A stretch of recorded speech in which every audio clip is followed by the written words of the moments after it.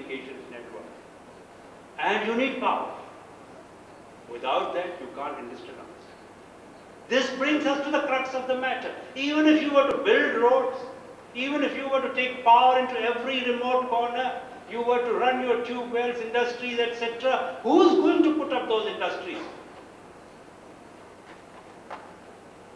As if the situation of law and order during People's Party government was not bad, with utmost respect to Shah Sahab. Here, like those seized by death wish, by self-destruct wish, we have accentuated nothing but confrontation and sin. So you see judges being bumped off. You capture innocent people, you torture them, you extract confessions out of them, and you give them hanging sentences within a week, and you expect no retribution. And this is how you will control law and order situation. And this is how you will bring law and order to normalcy, to normality in sin. You think that you can hang innocent people? Have you seen the lockups of sin? We talk about dacoits. At least dacoits have got a code of ethics. Has anybody ever said that dacoits do not have a code of ethics? They demand money from you. You pay them, they don't kill you. Have you heard about dacoits executing people? Have you heard about dacoits dishonoring women? Have you heard of dacoits going back on their word? If they have demanded 5,000 and you have given them 5,000, they haven't turned around and said that we need 5,000 more. But I'm not advocating their cause. I'm not even supporting them. In juxtaposition, what I am saying is what the state machinery is doing is totally unjustifiable by any moral standards.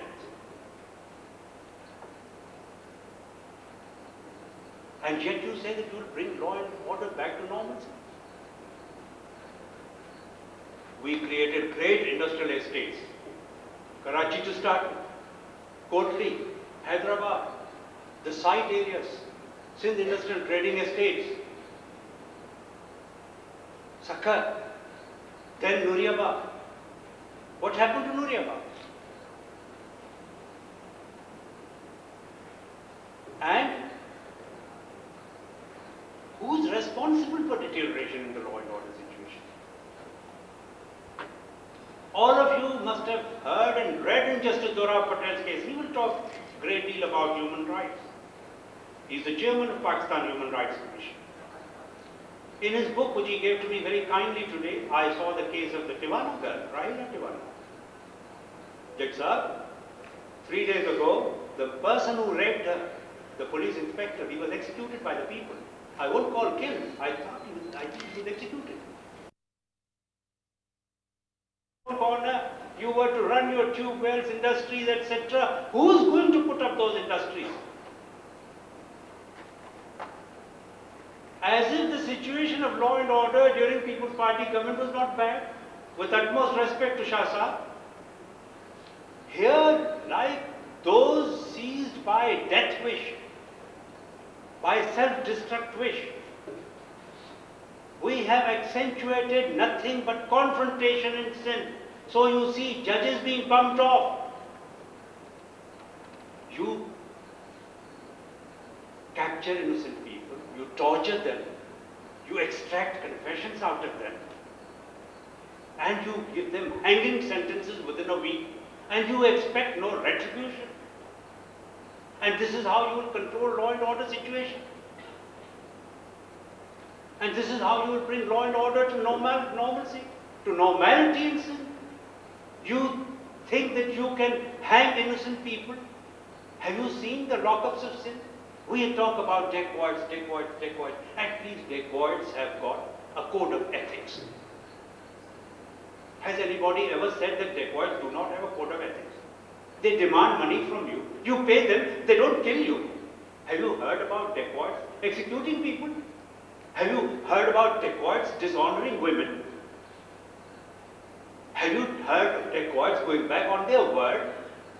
If they have demanded 5,000 and you have given them 5,000, they haven't turned around and said that we need 5,000 more. But I'm not advocating therefore. I'm not even supporting them. In juxtaposition, what I am saying is what the state machinery is doing is totally unjustifiable by any moral standards.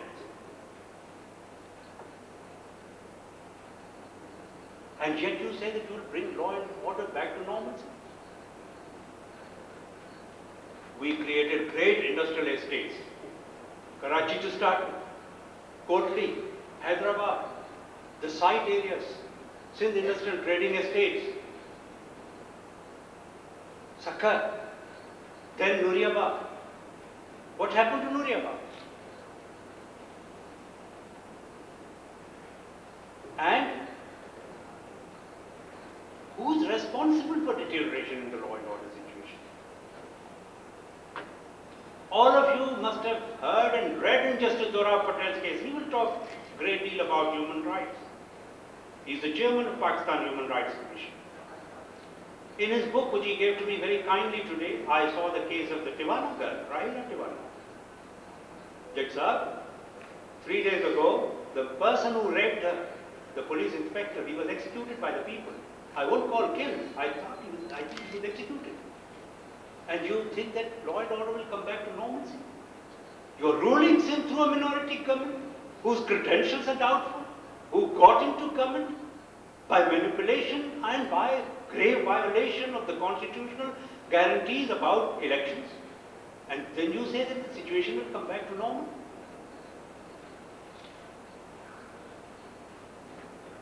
Let us proceed further.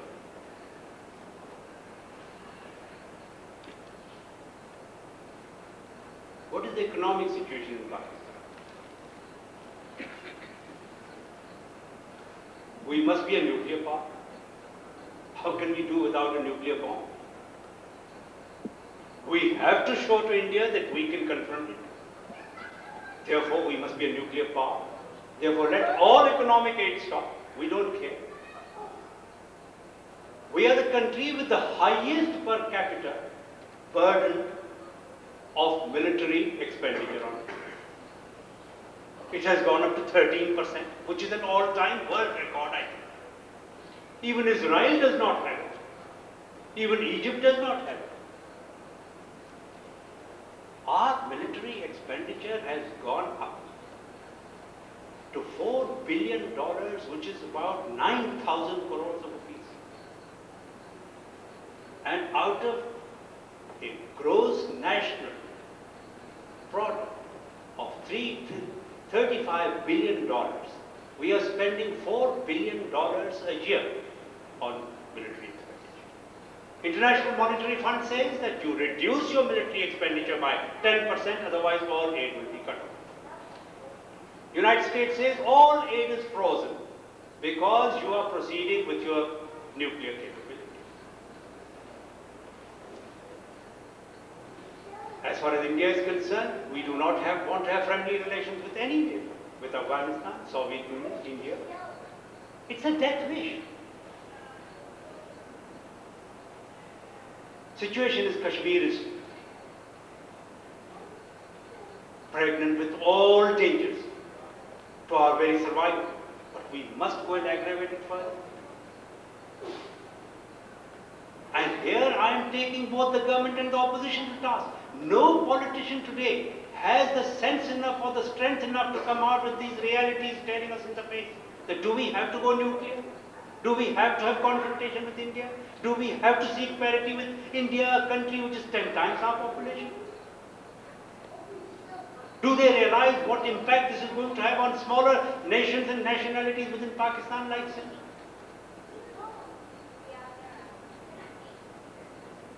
And have we forgotten what happened on the 4th of August last year and in January this year? The Gulf War, the war of the Western might, the Western powers against Iraq. Have we sat and analyzed what are the consequences of that?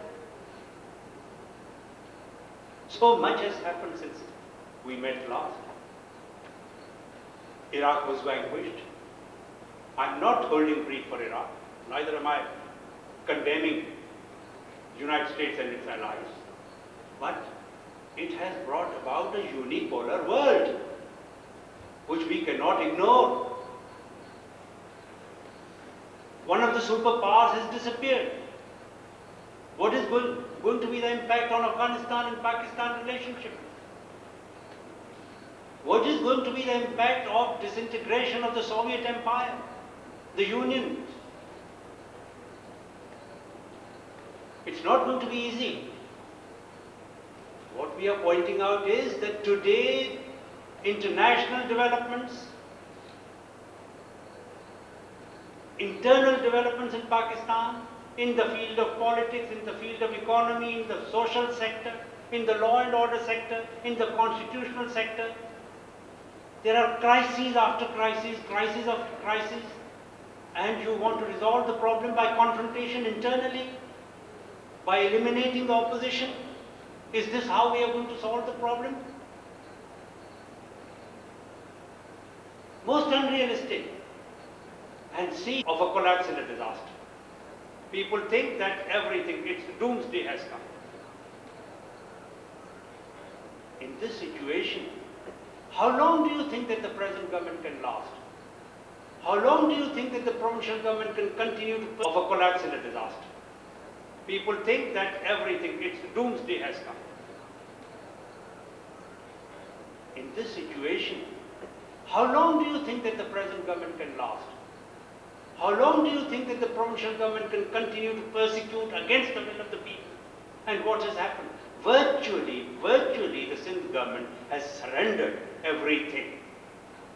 Resources, power, politics, program, law and order, unto a terrorist group, urban-based terrorist group.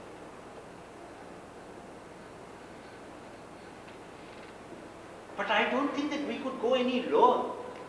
Why I'm not despairing as much as I despaired last year is I don't think we can go any lower. I was earlier on talking to Shah Sahib, we were standing during holding a cup of tea and talking about the developments in Russia. I said, what is going to be the impact? How is the Soviet Union going to handle the affairs? He replied, Confederation. That's what you said, Shah. You went a little beyond that. Now, let's leave Soviet Union to its own problems. I think they are far more complicated. Let us come back to ours. Last year, we analyzed the situation. We weren't far from wrong. This year again, let us analyze the situation. By the end of the year, economic situation in Pakistan is going to deteriorate to such an extent that internal resources will not be possible to sustain any meaningful development program. As it is already, the development program has been cut. There is going to be unprecedented inflation. We have seen the depreciation in the rupee, and we have seen parity between dollar and rupee changing every day. Last year, from 21 rupees to a dollar, we already gone to 25 rupees to a dollar. It will not be possible for Pakistan to pay the debts. It will have to ask for moratorium. It will not be possible for Pakistan to sustain its military expenditure.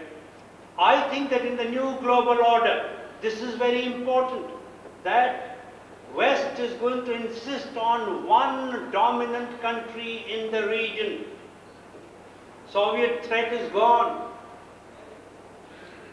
Soviet threat is gone. That polarized situation is gone. Now I don't think that the military might in Pakistan is relevant to the West today.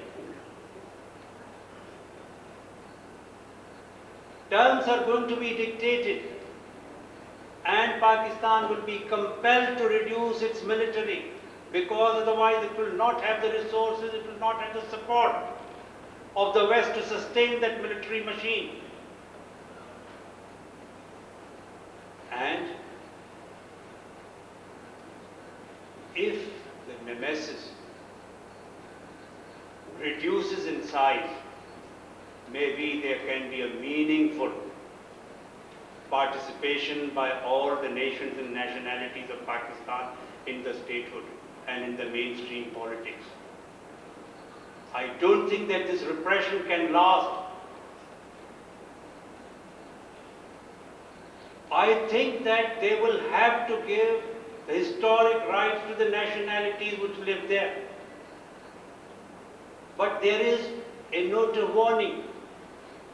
We should not precipitate it ahead of its time.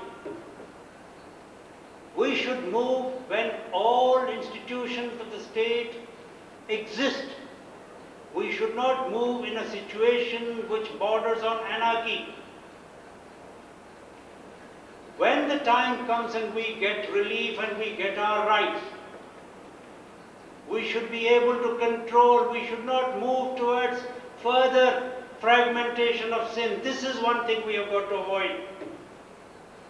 We must avoid adventurism. We must avoid extremism. We cannot afford to be bellicose. We cannot afford to be chauvinistic. Time is coming when we get our rights. I think the realization has already come throughout Pakistan, including Punjab, the biggest of the provinces, that it is beyond the competence and capability of a single political party, whether it is People's Party or it is Islami Jamhuri Ittihad, to rule by itself and control the situation and to bring the country out of the deep crisis in which it exists. I think this realization has come. Therefore, whether Mr. Nawaz Sharif and Mr. Ghulam Ishaq and co. hold on for another 3 months or 6 months or 8 months, it's only a matter of time. They can't serve their full term. It is out of the question. Situation is right. If they don't go voluntarily, I think there will be a public uprising. There will be public agitation. There will be massive democratic struggles fought on the streets of Pakistan, because assemblies and parliaments are bogus assemblies. They have lost their mandate. They never had any mandate. Their entire moral base is eroded. They cannot sustain themselves. Along with themselves, they have destroyed 1 or 2 other constitutional institutions which could have held them together. Therefore, it is only a matter of time before they go. 6 months, 8 months maximum. Economically, the situation will be unsustainable. Militarily, the situation will be unsustainable. If we try to provoke further confrontation, there might be war with India. If we try to decelerate the pace of normalization, there might be confrontation in Afghanistan. And as I said, time is coming when our military might will become redundant. So we must prepare ourselves. This is our task today. What the main theme of the speech. Time is coming when decentralization will have to take place. You will be offered your national rights, for which we have been talking for such a long time. And all parties' government is going to be formed in Pakistan. That is not going to be just a constitutional transition that within 3 months you hold fresh elections. Fresh elections in a setup like this is a meaningless thing.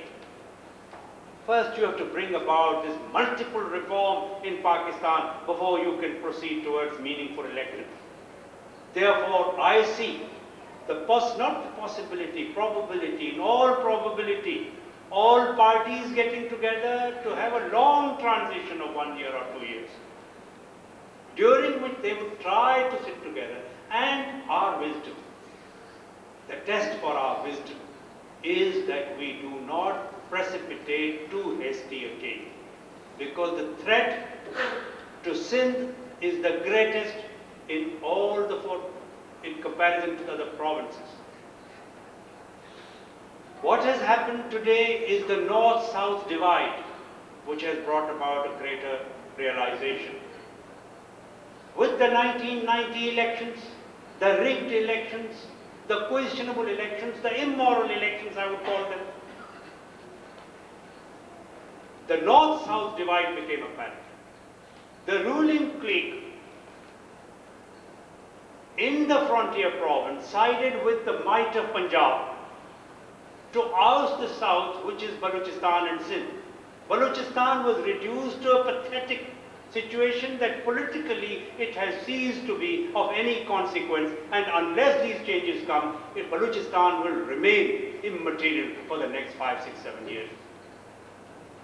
There is no single cohesive political force in Balochistan. It has been split up, fragmented into small little groups here and there, such as Nawab having 1 or 2 seats, such as Sardar having 1 or 2 seats. Politics in Balochistan has lost all meaning, and thanks to the north-south divide. In this north-south divide, the Mohajir element, the MQM element, has thrown its lot with the north against south. And in a way, we are grateful for this, because this brought about total isolation of Sindh, seeing helpless situation of Balochistan, and this is what has acted as a catalyst to bring all political forces in Sindh on one platform, and it is only a matter of a few months before all political forces who believe in democracy and democratic struggle will come on one platform, and this long outstanding grievance against the politicians, I think it is coming to an end. We have seen the silver lining, and irrespective of extremist views or programs that people might have, we have seen this tendency, the realization for the reality. Now,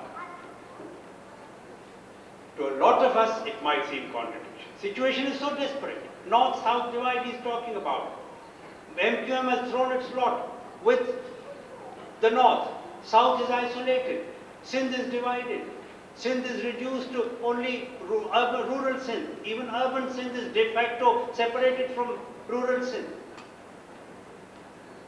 If this were to happen in isolation from international politics and developments, I think we would be doomed. I think that I would say that we had no hope. But coming at a time when the entire region is in a melting pot,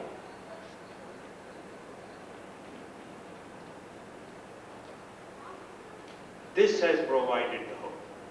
We have seen the developments in Soviet Union, how a mighty empire had disintegrated without a shot being fired.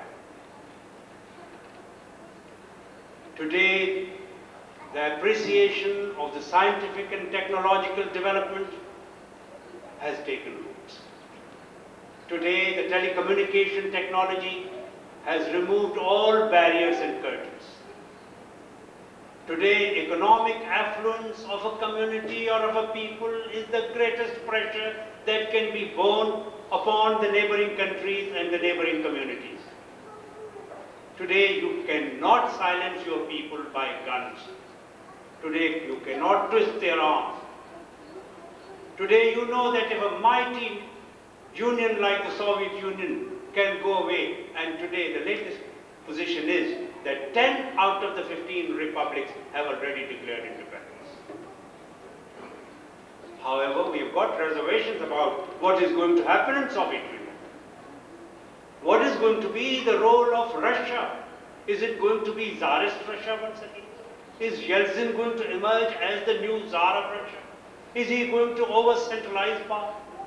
Is he going to make peace with the West and allow the Baltics to retain their independence? And is he going to pounce upon the Muslim republics in the south, where the arsenal of nuclear power is, where the resources of energy are? Is he going to let go of Baku in Azerbaijan? Is he going to let go of Dushanbe? Is he going to let go of Kazakhstan? These are the developments we have to watch with extreme care. What I say is that Sindh must avoid adventurism. We cannot afford adventurism.